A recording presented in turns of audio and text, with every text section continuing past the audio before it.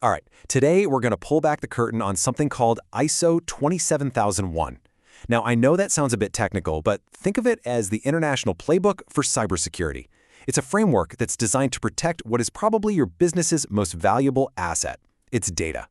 So let's dive in and break down what this thing actually is, and more importantly, why it really matters to you. So let me ask you a question, and I want you to really think about it. Is your business's data truly safe? In this digital world we live in, information is literally everything. But, it's also under constant threat. So how can you be sure your defenses are actually strong enough? There's a common myth that cyber attackers only go after the big fish, the giant corporations. But the reality? Small and medium-sized businesses are often seen as way easier targets. Why? Well, they've got valuable data, but not always the fortress-like security to protect it. And that's exactly where ISO 27001 comes in. It's a structured defense plan that can scale to fit any size organization. Okay, before we go any further, let's make sure we're all on the same page with the core idea here. Information security really just boils down to these three things, often called the CIA triad. Confidentiality is all about keeping data private. Integrity means making sure that data is accurate and hasn't been tampered with. And availability, well, that just means you can get to it when you need it. Pretty much every security measure we're going to talk about serves one of these three goals. So where do you even start building up your defenses? Well, the very first step is to understand what's truly at stake. A security breach isn't just some little technical glitch. It's a major event that can hit your operations, your finances, and your reputation hard. When security fails, the consequences are very real. If your systems go down, that's a loss of availability, and your business just grinds to a halt. If your customer data gets leaked, that's a loss of confidentiality, and boom, you've shattered trust. And if your data gets corrupted, you can't make good decisions because you're working with bad info. That's a loss of integrity. Look, you just can't tackle information security alone. It's not a one-person job. So the first real practical step in the ISO 27001 framework is to assemble your team.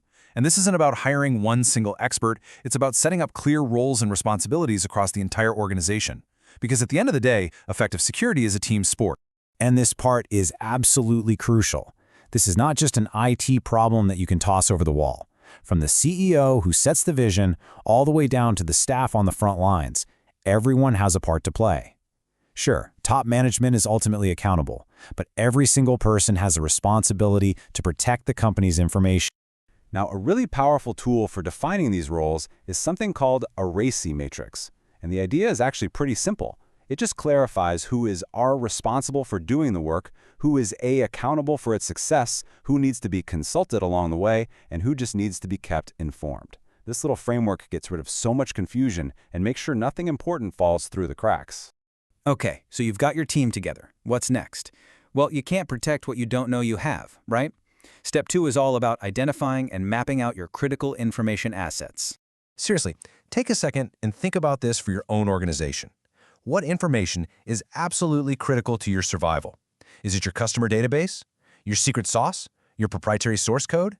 Your financial records? Identifying these crown jewels is really the bedrock of your entire security strategy. So, the standard gives you two main ways to approach this. The top-down way looks at your business processes first, things like sales or R&D, and then figures out what information supports them. It's very strategic. The bottom-up approach is more like taking inventory, just listing out all your servers, software, databases, you name it. It's often easier to start with, but you might miss the bigger picture of why it's all important. And here you can see a great example of that top-down method in action. See how specific data, like source code, is tied directly to a core business function like R&D? This approach makes sure your security efforts are always focused on what actually matters to keeping the business running. So once you know what your assets are, the next logical steps are to figure out the risks they're facing, and then, of course, how to protect them. And that brings us to risk management and implementing controls, or, as I like to call them, building your defenses.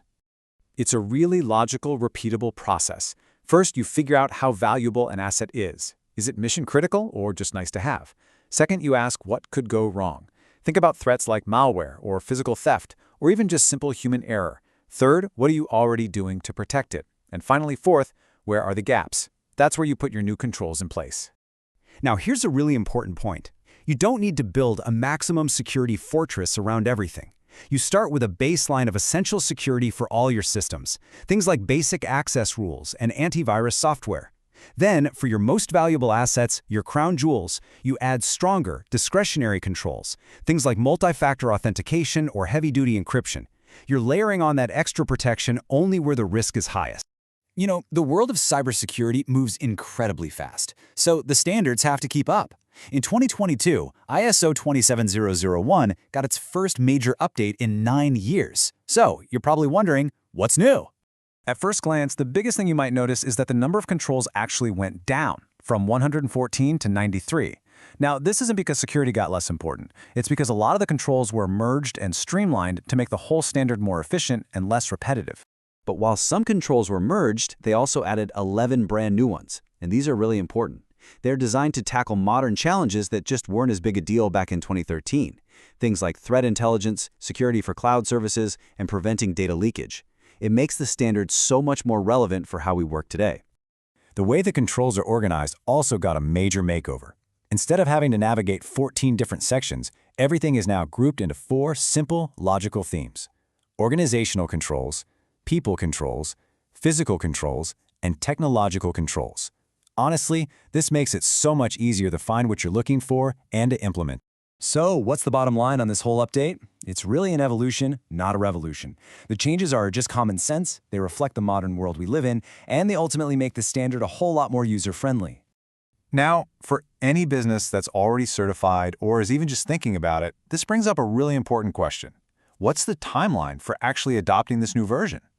Here are the key dates you need to have on your calendar.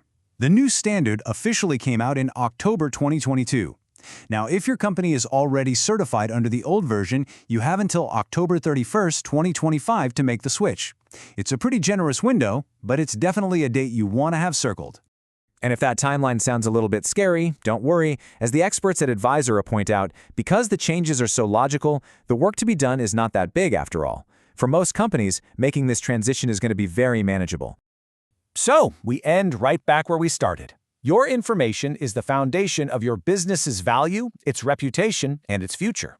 A framework like ISO 27001 isn't just about paperwork or bureaucracy. It's a methodical, proven plan for building your defenses. Which really just leaves one last question. How strong are yours?